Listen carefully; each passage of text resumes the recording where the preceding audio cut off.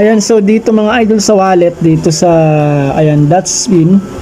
Ang makikita nyo dyan, since wallet address, earn 50 D payment decentralized. So, ang kukunin natin dito is Ethereum wallet mga idol, no.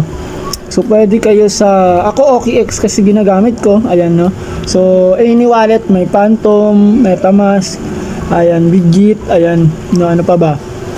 So, ayan. So, dito natin kukunin kasi meron na akong item. So, yan dito. Click natin. Tapos, lagay lang natin ETH, mainnet.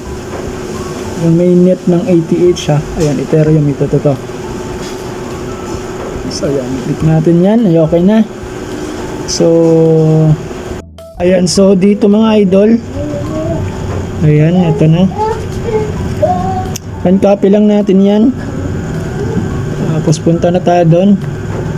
Punta lang tayo dito. Paste natin dito mga idol syempre.